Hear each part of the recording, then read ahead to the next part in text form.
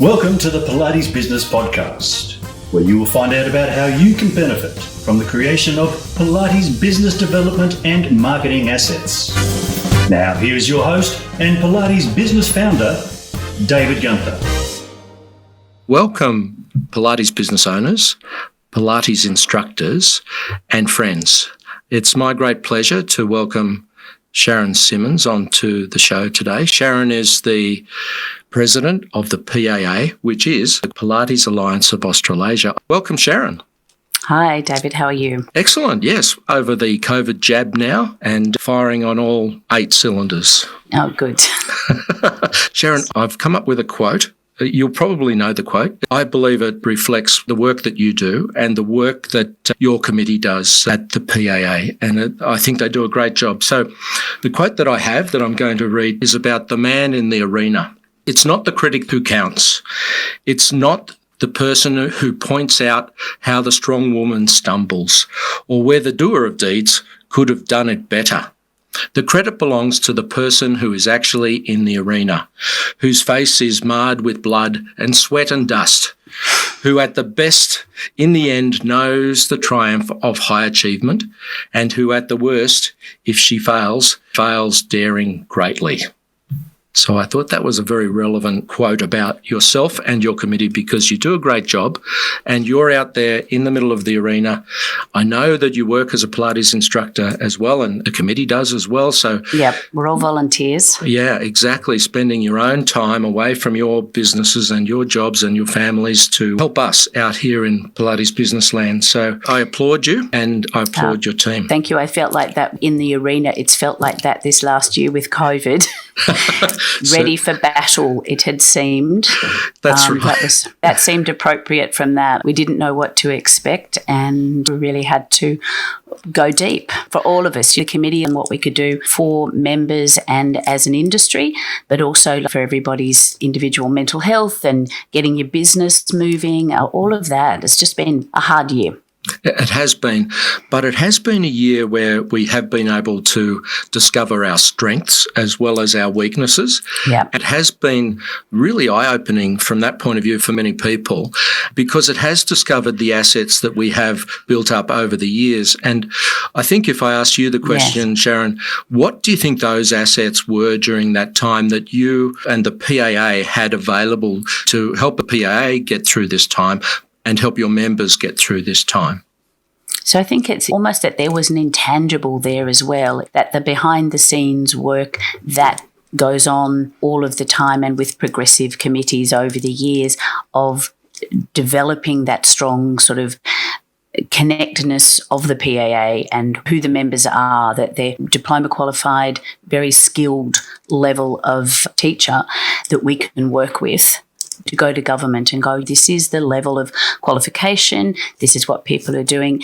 And although they're initially not prepared to listen, not prepared to make adjustments or amendments they wanted to look at as a sector, I think towards the end, people were listening to us as an individual group of instructors and an association that represented a strong body of people.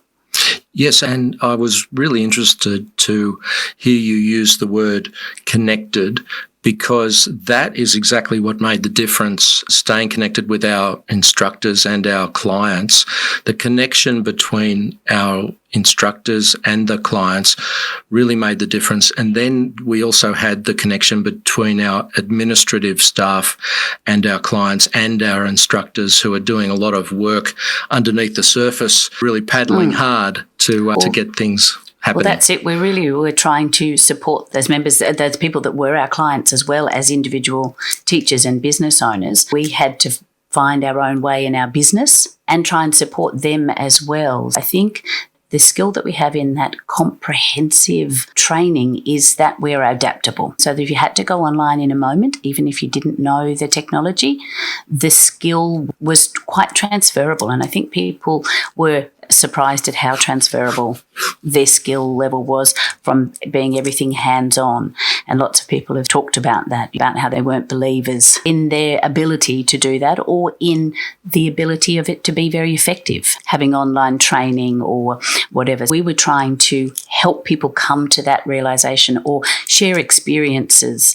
We did a couple of webinars where we had a panel, and that was really a great thing to listen to different people's perspectives on how they were doing it and what was working in the beginning and what wasn't working. That discussion and bring people together for that type of sharing of knowledge was wonderful. Yes, and the communication was excellent, and it really did help people. I think you guys, coming from the point of view of being people that were working in the industry as well as being on the committee, knew exactly what we needed and exactly what would help and what just wouldn't be that helpful. So you were able to filter that out pretty well and get to the people out there what they did need. So again, applause for that, from up in the crowds to down to the arena, and well done. And let's move on to talk about those assets. You've talked about briefly when we did some prep for this interview, we talked about websites and social media. Tell me the difference you think for the PAA and how you use those two assets. For us, the website is our source of information and knowledge, and that's the guidebook, basically. There's your guidebook. That's set in stone to give people the outlook of what we do, what's going on. If you need it as a reference, there's your source of reference, whether that be to education, what courses to do, what PDPs, what workshops are on, and what restrictions are in place at any given time, and that was particularly at COVID. The website needed to be the one place where you could go. That was where the definitive information or link to information, because it has been changing on a dime. Yes. So that was probably our biggest challenge, was to keep that up to date across a lot of states. It's certainly easier now, but still there's snap decisions by governments. So we try to keep that up to date. So I think the difference there is that your website is like your evergreen that needs to be updated on a regular basis as things change, but your basic guidelines and membership levels and things like that doesn't change. So if an instructor wants to go and see what level membership they could be or what PDPs they have to do, that's the source of information, the guidebook, the reference there. For members, there's also the login. Once you log in, there's the member-only portal, and that has a lot of what we would consider the assets or reference material and resources for members, people starting a new business, or if you want a template for something, or if you need information on things, that's the source. It's only for PAA members. There's an outward-facing side of what's public information, and there's that inside of members-only information as well. Let's take a little bit of a slightly different look at the assets of the PAA, and let's think about or talk about, if you can think of an example of an asset that you would like the PAA to have. Perhaps they're working on at the moment, or perhaps they're not, but you can think of that might be actually quite a useful asset for the industry at the moment, and what that might look like. Okay. Some of the things that have come up in discussion is what sort of resources would help members. So sometimes they get feedback from members, or committee members come up with ideas, and we have a look at the discussion about where can we support members. So we're always open to ideas. Some things we're able to make as a template or something that anybody across the industry can use, but other things it's sort of more advice or where to go for advice, because some things aren't set in stone and really relate to your particular situation, whether that be what insurance should you have, or there is a standard of what you need, but if you have a business you might need more. So we will look at that as then guidance on that. Some of the things that we do have is there's templates for how to work with the allied health professionals. So how do you get referrals? So that there's like a process to go through. That's one of the things that is in there, so that if a new person is starting up, somebody is starting a new business, and I used it with mine, to be able to speak with the physios and the osteos or the doctors in your area and have a way to talk with them and share what you're able to provide to their clients, and to give them that sense of confidence to be able to refer to you because of your expertise in movement, and specifically, obviously, for us is Pilates, but it's that the doctors are not always that specific. They want to know what background you have and that you meet a set standard. And so your PAA membership is probably your biggest, one of those assets as an instructor, to show that you meet that criteria and that you're recognised and well skilled. Yes, and that leads us into that discussion. There's been a fair bit of discussion on social media amongst Pilates business owners just recently that we again discussed briefly before this interview, how to differentiate those qualifications, that sort of membership of the PAA from other different types of memberships of other organisations that are using Pilates, are using the word Pilates in their business and appealing to the marketplace with Pilates.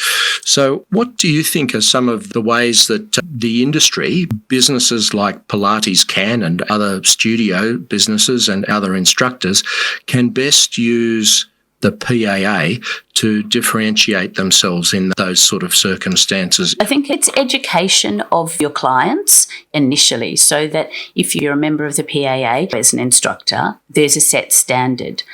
But we have to get that out to everybody. Our reach is to here, but you then touch all of your clients. We don't directly touch your clients. So the more that you can say to them, I'm a member of the PAA, and that means I have these qualifications, I keep up my standards, I keep up with continuing education.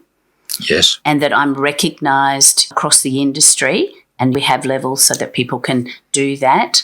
You've been in the industry for 10 years, 20 years, whatever it is, but you need to sell that to your clients and then to your potential clients as well, because if they don't recognise that you see it as an asset and a benefit and that you're proud of that and promoting that, then they're not going to tell their friends. Like, the way to reach is that sort of, it's like, how do you get into that? What is it with sport? There's that, the ground level. That's not the right word. Ground roots, yeah. Grassroots. Grassroots. Hey, we got That's the one. We got it eventually. Grassroots, yes.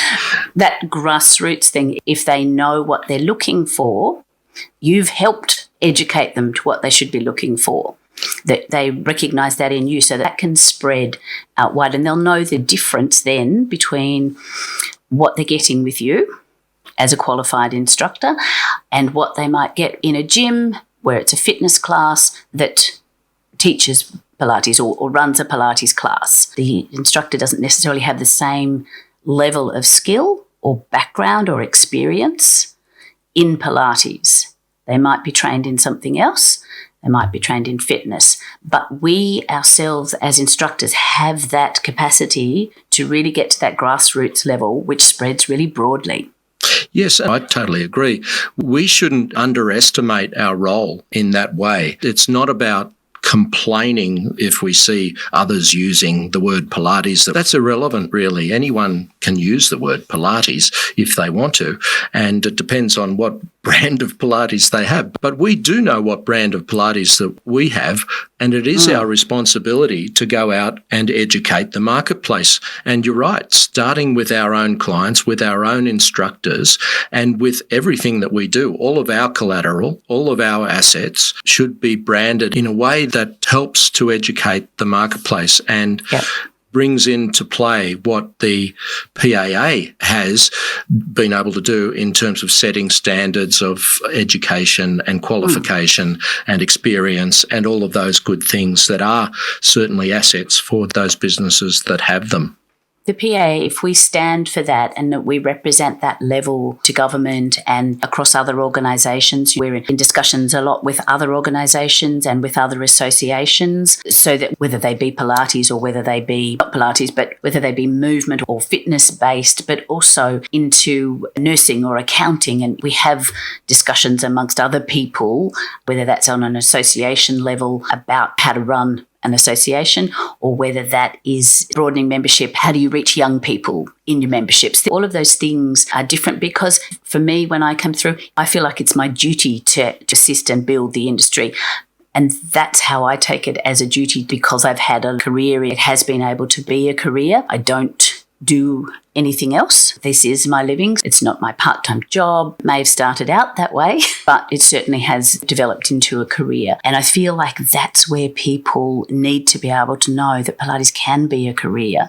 And that means that there are certain standards and expectations that we should be putting on ourselves to do that. But with a younger generation, it's not quite the same. The expectation isn't, their expectations aren't quite the same as ours. And I think that's probably a little bit where the different levels of what training people want to go into. Often younger people are looking at, well, I might dabble in this and I might do a bit of that, and I love this, so I'll try that. They're going to have several jobs or career changes along their life. And I think that's where this, how committed you get to what you're going to do, comes into that. If you love Pilates and you think you'd like to be an instructor, or it's your passion at the moment, you might just do a shorter course. So I think that's a generational thing a little bit. Funny you should say that, because I've been reading recently a very good book, an audio book, because I much prefer to consume content audibly rather than reading. It rests my eyes from the amount of reading of emails, although now you can play your emails as well on your phone, which is really? good fun. But the book that I've been listening to is called Range. Oh, okay. And that's why I was a bit distracted there. I was looking that up on my phone on Audible. Range, How Generalists Triumph in a Specialised World by David Epstein. And it's an excellent book with lots of examples of why it might be good to have a bit of a broad brush, particularly when you're young, and not to necessarily specialise straight away, so that then eventually you can get to a point where you can bring all of that education, all of that broad experience to bear and be even that much more effective in something like being a Pilates instructor, for example. Yes, I think you're right. It's a fairly natural sort of tendency for the young people to want to do that. And because they're getting exposed to Pilates, there's always that possibility that down the track, I know when Claire initially started doing Pilates, she just realised that there was something missing from the personal training that she was doing and from the training that she had teaching Les Mills and doing personal training in the fitness world. And so she was looking for something, and then this was 20 years ago, did a Michael King course and then did a Pilates International course and then into Polestar. And it's just been a wonderful journey for Claire to be able to now specialise in Pilates. So what do you think of that sort of journey? No, I think that's actually right. A lot of us will have had that sort of journey along the way, and it's slightly different for all of us. But I feel like the younger generation are coming with that different perspective is what I was trying to pick up on there. And how do we as an industry help support that and direct them towards this high peak that we see as diploma, advanced diploma, that full qualification. And so the idea is steering them to that. So we're trying to gather those people in with that initial. They might only start with a mat work training. Yes. Right? Then if they can see that there's the next level, okay, you might want to add reformer, so that there is this pathway and this navigating journey, as you put it, journey towards that. And we want to be able to help them along the way. Exactly. And provide services to them at each point. Now, certainly there is another splash and dabble bit, which I consider here am I using my hands an awful lot. It looks great, guys. If you're out there listening, Sharon's doing a great job of explaining with her hands. Yes. So we would say that the entry level is your mat work, possibly reformer. That's where you might start. But in that, there's probably other pathways of people coming to that level where they start to work towards diploma. Some people will jump in there because they know that's what they want to do. They might have had that experience and they're really sure. Other people will be dabbling and it'll be an extension of what they're already doing, whether they're a yoga teacher coming across to do a little bit of professional development in Pilates so that they can get an extra 3 hours at the gym, or the same with a fitness person. Often it's an add-on skill there. What we want to do is show those people that there's a better pathway. It isn't that Pilates is not just an add-on weekend course. Yes. It really is a course in itself and a training and a methodology that requires its own full training. And I think we can be very welcoming in that challenge, welcoming those people rather than snubbing our nose and saying, oh, look, we're better and we can do this and we've got that and we've got this. We need to be welcoming and accepting that there's very many journeys. And I should explain, Claire Gunther, who is my wife, who is business partner and owner of Pilates Can with myself, we were teaching Les Mills body combat and body balance and body attack. And I wasn't teaching body attack, but Claire was teaching body attack and certainly body pump before we came to Pilates. And so that was a journey for us. And here we are now with a couple of studios and lots of instructors working with us. And that full qualification, but not everybody has that simple entry in. But what we want to do is make sure that people know what their options are. Because if you're a mum who only has a couple of hours a week to do something, your entry point may not be the full diploma. What commitment can you make? Is it your full-time job? Is it your part-time job? Do you still have to keep your other job?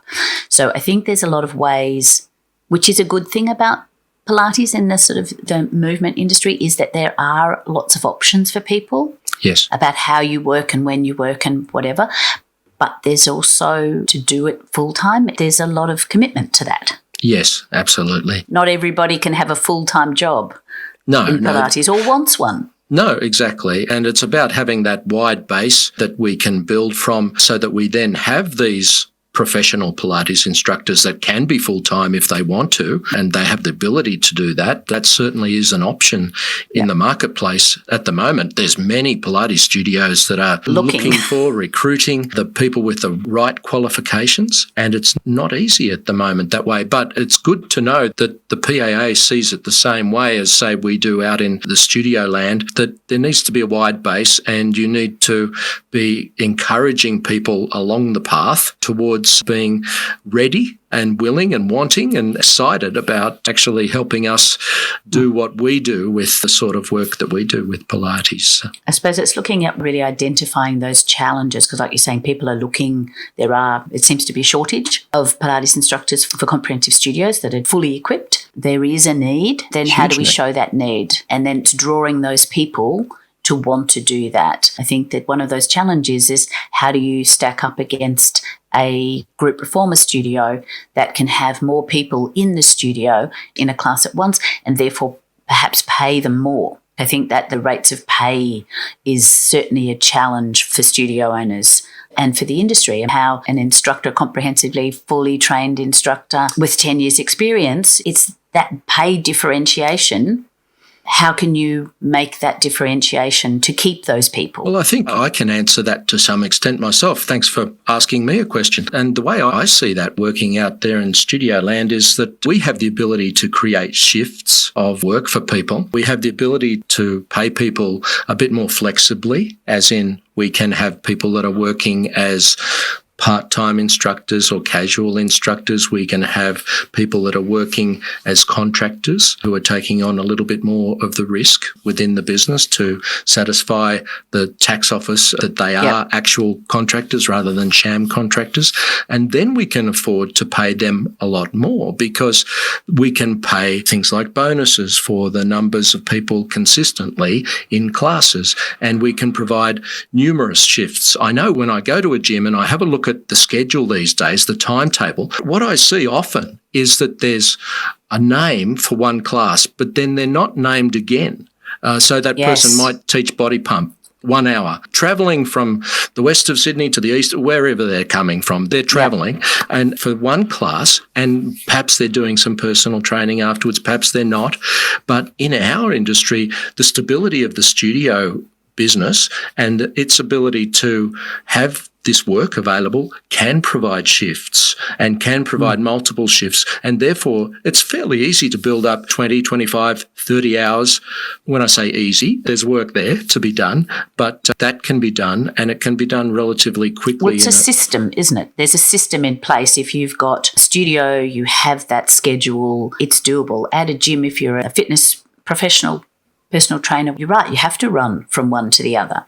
And if your skill is only in delivering one of those things, you said Claire had multiple, she could do different things. You do that so that you can get a block of work. Yes. Because that's where the efficiency is, and not running here because they pay you $70 and running the other side of Sydney because that's the other $70 class, better off to get 2 classes back to back if they pay you $50. Yes, and work with the one organisation and have that consistency. Absolutely. There's definitely that works out better if you're trying to build it as a career. If you just want to run from one to the other, or you do one night after work and that's a one class for you or something here, that's a different thing if it's your second job or you're just doing a little bit. Yes. Yes. Well, look, I'm wondering what other assets we could imagine.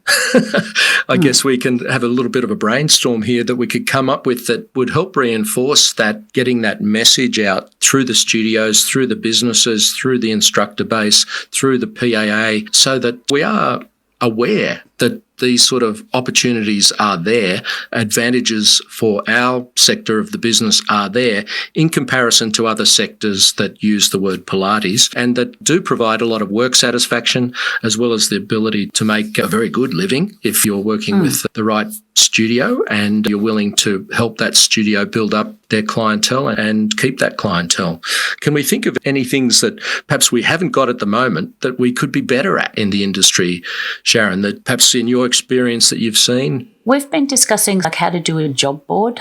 Yes, okay. Haven't come up with the right answer, looking at whether that's a useful thing for studios for us to do that. Lots of people are doing that on Facebook, but I don't know whether that's getting to where you want to find new staff. And I thought that might have been a way, being able to talk with students perhaps, let students know, have that sort of discussion, or for that to be a newsletter article, what to expect in employment. Is that a good thing to have? From what I see, it's possible that we just need to keep on getting that message out there whichever way we can. And the job boards, we've been looking for someone recently. We have over 1,000 bookings a month. Sharan, you work for some busy studios up there in Sydney as well, I know. And we've got opportunities galore for the well-qualified instructor who also wants to work within a great team. But of course, in Canberra, where we are, if you're a qualified, experienced instructor who wants to work, you're working.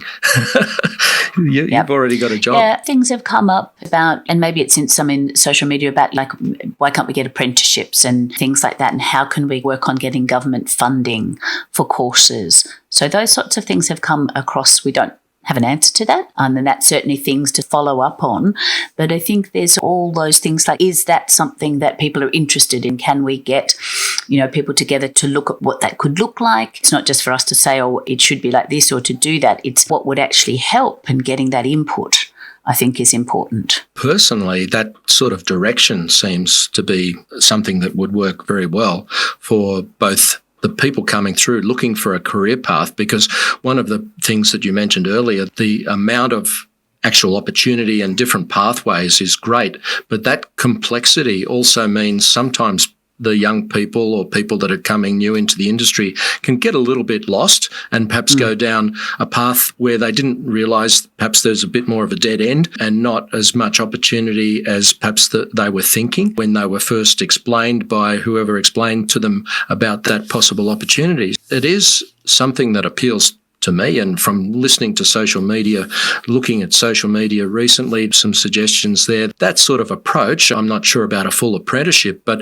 certainly having someone who can, because it's like being a plumber or a doctor or an electrician or a specialist, a medical person, in that, yeah, sure, there's a lot of things that you can learn at uni. There's a lot of things that you can learn in a course, and the better the course, the better it will be for you. But the main learning is out there on the job. It's out there working with experienced instructors and with new different types of clients and working out how to do that. It's that combination of how do you support somebody to go through recognised training, accredited training, so that you've got a good background to that, and then ensuring that in place is that strong apprenticeship model, that hands-on learning in the studio, supporting, working with clients, building that sort of real-life experience in a studio directly with people. I think that's the value that studios can bring, and having that more broadly available. Yes, and I know too the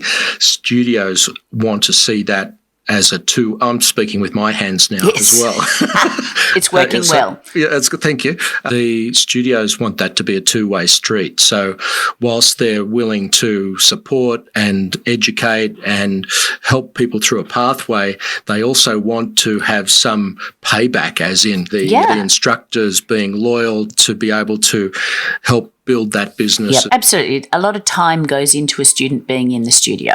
Yes. And I don't think the students recognise that. That's the one thing I think you notice. They initially go, oh, okay, yes, I've got a place, and they'll work hard to get a place in a studio. Yes. But sometimes then I feel like they don't appreciate how much it is a load for the instructor, like it's extra work on their part, so that there has to be some investment on the student's part. It's a little bit hard to work out exactly how that trust happens and how that transaction works for both parties. And we're not only talking about the student instructor or the new instructor and the studio and the experienced instructor, we're talking about the clients as well. They must also be getting advantages out of that situation. Yeah, no, that's interesting. Can you give me any examples of assets that could relate to Pilates businesses, assets that you've had some sort of connection with that perhaps haven't worked as well as you would have liked, and you've decided, actually, we're not going to do that anymore because we're better off building up some other things?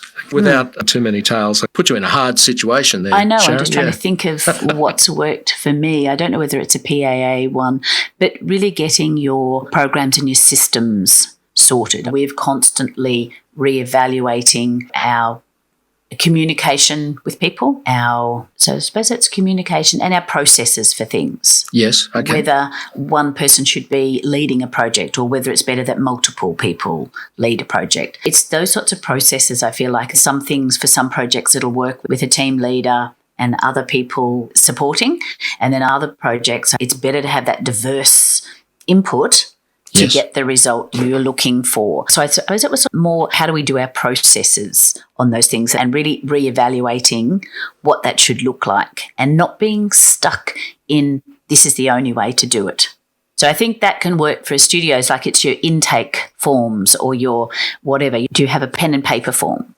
Do you send it to them beforehand so that they've already done it? So when they get to the studio, there they are ready for their class, and all you have to do is that skim through. It's that sort of idea about how do you welcome somebody in, what's the membership process, what's the next step, how do you get your reminders, how does that work? Yes, look, totally agree, and it's always a bit of a vexed problem, isn't it, the old standard operating procedures and how you do things, because as a studio or a couple of studios that have been now going for 20 years, you get used to doing things a certain way. Recently, we've been totally overhauling how we orientate new instructors and give them the information that our existing instructors that have maybe been around for over 10 years, because most of our instructors have, how to do things. And I think that's it. When you have somebody new, it's not until then that you realise how much is just in your head. Yes. And that you really need to get that on paper in case you're indisposed.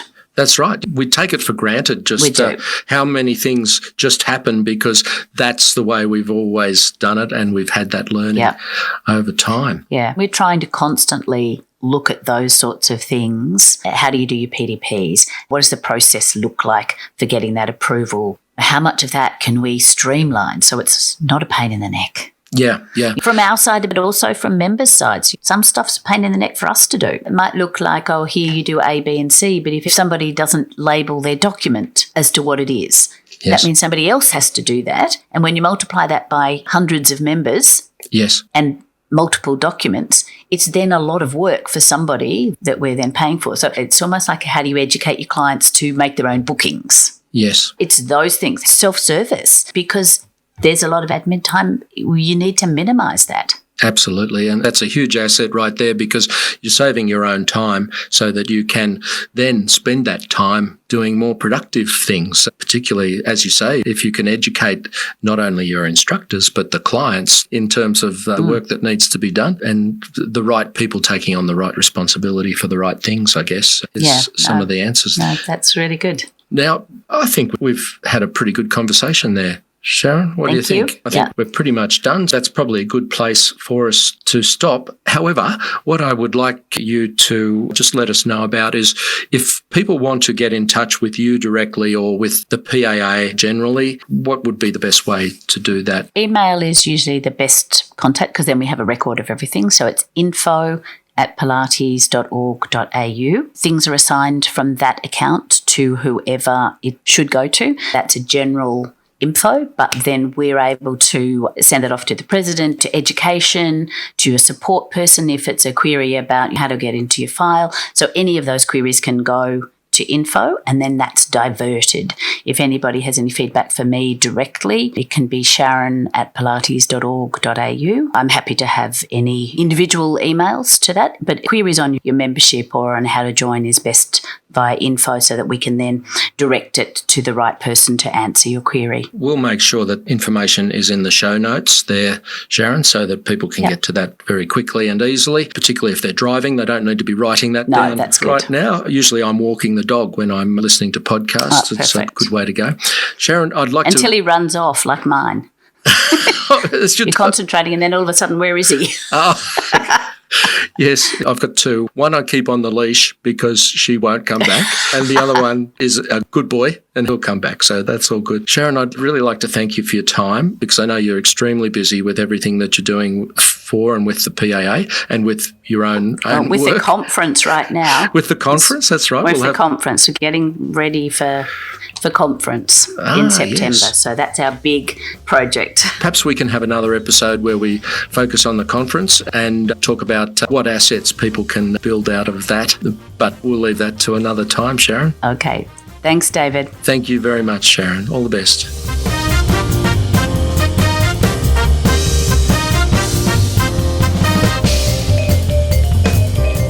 Thanks for listening to the Pilates Business Podcast. Please pay it forward for our Pilates industry by subscribing, or if already subscribed, by sharing this episode with friends now, while you find out what's on next week's episode. I really enjoyed that discussion with Sharan Simmons, the President of the PAA. Thanks, Sharon, for giving us those insights into the great work that you and your team do for us in the Pilates industry. Later this week, we have our Pilates Bites episode, which is about Pilates post-COVID, where to now? So look out for that one on probably Friday. We're aiming to do a Pilates Bite episode towards the end of the week each week and an interview published every Monday. The following Monday, we will have a fantastic interview with a master printer, Daniel, who is going to tell us all about how we can use printing to really assist our businesses in ways that we haven't really thought of before.